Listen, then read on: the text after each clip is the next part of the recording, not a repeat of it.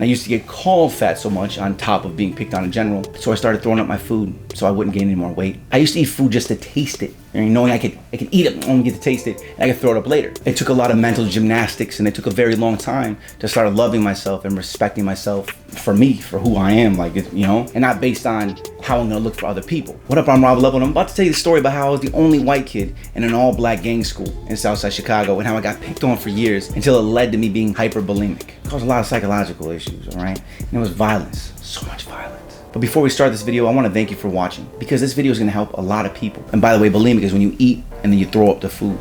Almost every meal it was, But first, okay, we'll talk about that. But I want to thank you for watching this video, because this video is going to help a lot of people, and I hope it helps you. But I want to warn you, this story is a bit intense, so I got to apologize if this brings up any trauma for you like it does for me. All right, let's get into the crazy story. All right, there was one other white kid in this school, but he was only there for like 3 days. And I remember, he was white. His name was Richard. And I only remember his name because he was the only other white kid that I had saw in the 5 years that I went to PFA. I think he was even put into this school in like a scared straight type of tactic. Like, if you're not good at a normal school, this is where we're setting your ass. And he's like, oh, I'm gonna go back there. The school he came from was an all-white school. I remember Rich North, I think that's what it is, all white kids, nice area. And yeah, it was called Rich North, like that's the name of the school, Rich. And his name was Richard. I never thought about that. And that was really weird that he came from that school. So I think it's exactly what they were trying to do, when I think back on it. But being the only white kid, plus I was fat, and that made me an instant target for anything and everything. That's why I'd been in so many fights in this school. But when a teacher or teacher's aide wasn't in the room, something was thrown at me, or some comment was made about me being white or being fat. And I was also forced to sit in the front of the class at the far left so that I wasn't in the middle of all the kids, making me an easier target.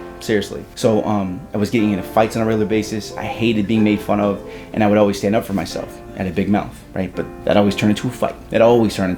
Now, I got into so many fights. I even have a black eye in my 8th grade graduation picture. Like, you couldn't get a picture of me in high school when I didn't have a black eye, all right? And that's because I just had a fight 2 days before. I put pictures on the screen. You also notice how fat I was. And there's pictures before I hit puberty super late, which puberty kind of just shriveled me into a scrawny kid. I was fat, and I used to get called fat so much on top of being picked on in general. So I started throwing up my food so I wouldn't gain any more weight. I used to eat food just to taste it, and knowing I could eat it, only get to taste it, and I could throw it up later, right? Like, hey, look, grandma made a pineapple upside down cake. It's delicious. Eat the whole thing. 10 minutes later, throwing it up in the toilet. First, learning to throw up was complicated, but then you learn how to push really hard on the back upper part of your throat. The 2 fingers you push. I'm not trying to teach y'all how to do this, but it automatically makes you throw up your food even if you didn't eat anything. Because I know how to do this, I would even drink entire cases of pop, drink tons of like chocolate milk, I just knew whatever it was, I could throw it up. I'm not trying to be nasty, I'm just trying to give all the details. But what was really kind of nasty about this is that your fingers would always smell like throw up, because that smell doesn't go away for like 2 days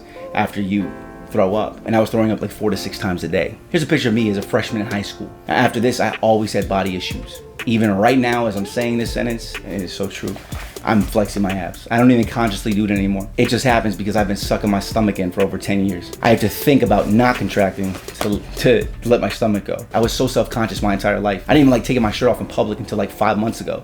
And I've been working out hardcore and knowing how to diet for over 10 years. Like, I worked at a GNC, right? Now this is what I look like now. I haven't taken another shirtless picture my whole life, except for one time when I was 19, because I had a little bit of confidence in me because I was dating a girl that I thought was out of my league. And I had no idea how she was mine, so I had confidence, took the picture, and I took it for her because she asked for it. It's the only other time I took a shirtless picture in my life. So even when I looked good and I looked healthy and I was working out 5-6 days a week, I still had those feelings of I didn't look right or something was wrong with my body. And then looking back now that I'm grown and it's so stupid, It took a lot of mental gymnastics, and it took a very long time to start loving myself and respecting myself for me, for who I am, and actually make food choices based on my health and not based on how I'm gonna look for other people. Eating for me now, not for other people, because, so I wanna let you know that if you're having body issues right now, you can start understanding what it took forever for me to understand, and what I kind of still struggle with today, is that no one else's opinion matters but yours, right? As much as you can, try to remember that someone else's opinion and someone else's thoughts don't actually affect your life. They only hurt you when your thoughts and feelings about their thoughts and feelings affect your life. Right? You're making that matter. It doesn't matter, right? Start exercising and choosing better foods. Now, you're probably, oh, that's hard for me right now. I want you to know, this isn't an instant change. This takes time. Sometimes this will take years, and it did for me. But what I want you to do is get on the right path to start loving yourself and making changes for yourself, for the future better you, and start respecting yourself. Because when you start respecting yourself for the decisions that you made to better your life, you'll start loving yourself. And these things that, we see as imperfections will start, becoming something that you understand is what makes you more unique and beautiful. I don't want to get all corny or anything, but love yourself, right? You're you.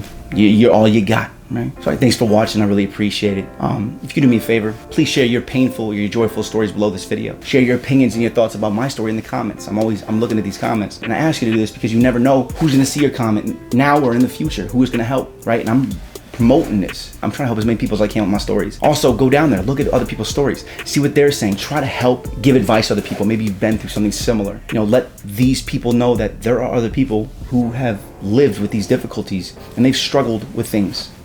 Just like them. And this way they'll know that somebody else actually cares, because not everybody has people to talk to them about these things. You can be that person helping somebody. So please do that below.